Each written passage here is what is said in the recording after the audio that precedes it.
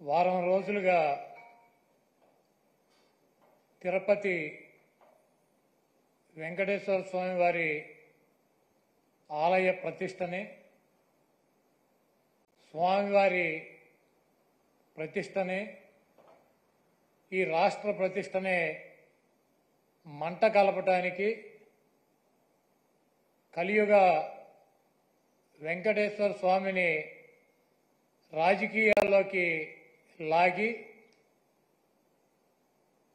చంద్రబాబు రాజకీయ లబ్ధి పొందాలన్నటువంటి ప్రయత్నం ఆ దేవుడు క్షమించడు. గతంలో చంద్రబాబు నాయుడు ప్రభుత్వం 5 సార్లు ఉండగా సేమ్ మేమైతే ఎలా అయితే టెండర్లు పిలిచామో అదే రకంగా చంద్రబాబు నాయుడు కూడా టెండర్లు పిలిచి ఆ 5 సంవత్సరాల్లో 4 బిడ్డలుంటే 4 కంపెనీలకు 4 సార్లు ఇచ్చాడు. అయితే ఆయన ముఖ్యమంత్రిగా ఉండగా 14-15 సార్లు నెయ్యిలో క్వాలిటీ లేదని చెప్పి సర్టిఫికేట్లతో ఆ ట్యాంకర్లు వెనక్కి పంపడం జరిగింది.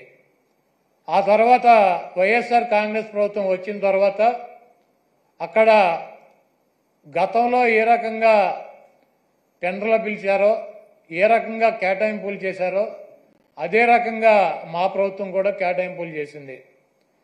18 సార్లు జగన్మోహన్ రెడ్డి గారు ముఖ్యమంత్రిగా ఉండగా ఈ నెయ్యిలో క్వాలిటీ లేదని చెప్పి దాన్ని వెనక్కి పంపడం జరిగింది.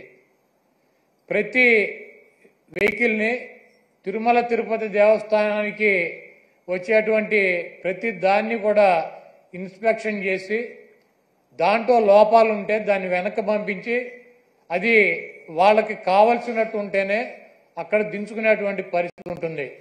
ఇది గత ప్రభుత్వాలు గత 100 సంవత్సరాల నుంచి వచ్చేటువంటి ఆనవాయితీ.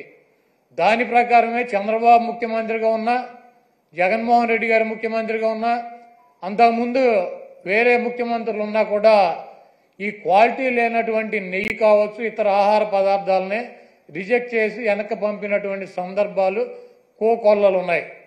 అదే విధానంగా చంద్రబాబు నాయుడు ముఖ్యమంత్రి అయిన తర్వాత 4వ తారీఖు జగన్మోహన్ రెడ్డి గారు జూన్ 4న ఆయన రాజీనామా చేశాడు ఈ రాష్ట్రానికి ముఖ్యమంత్రిగా.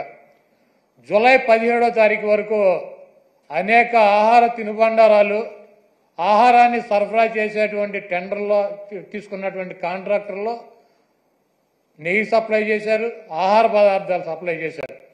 వాటిల్లో చంద్రబాబు ముఖ్యమంత్రిగా ఉండగా 17వ తారీఖున వచ్చినటువంటి ఒక ట్యాంకర్లో వాళ్ళకి కావాల్సినటువంటి మెజర్మెంట్స్లో లేదు నెయ్యి, కాబట్టి మేము దీన్ని రిజెక్ట్ చేస్తున్నాం అని చెప్పి దాన్ని వెనక పంపడం జరిగింది.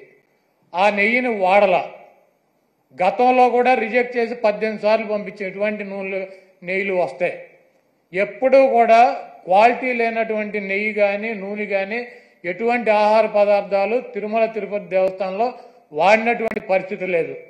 17వ తారీఖున జూలై 17వ తారీఖున ఏం ఫస్ట్ టైం కాదు రిజెక్ట్ అవటం, కొన్ని 100 సార్లు రిజెక్ట్ అయినాయి అదే తిరుమల తిరుపతి దేవస్థానంలో. దానిని చంద్రబాబు నాయుడు రాజకీయ లబ్ధి కోసం జంతువుల కొవ్వు కలిసింది, ఆ కొవ్వుతో లడ్డూలు తయారు చేశారు, వాటిని ప్రసాదాలుగా భక్తులకు ఇచ్చారు.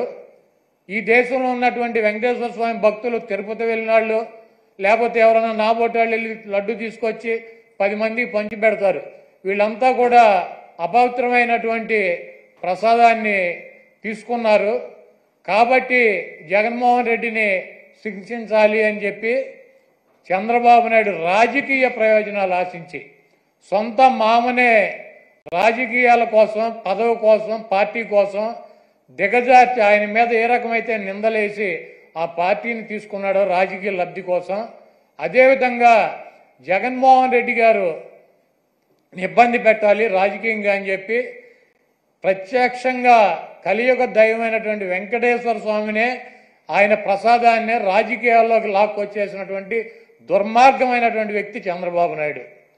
ఈరోజు ఇటువంటి దుర్మార్గం చేసి ఆలయ ప్రతిష్టని, వెంకటేశ్వర స్వామి విశిష్టతని దెబ్బతీసినటువంటి ఈ చంద్రబాబు నాయుడు గారికి బుద్ధి రావాలని చెప్పి దీనిలో ఎటువంటి తప్పు జరగలేదన్నది ప్రజలకి తెలవాలని చెప్పి 1కి 10 సార్లు చెబుతున్నాం.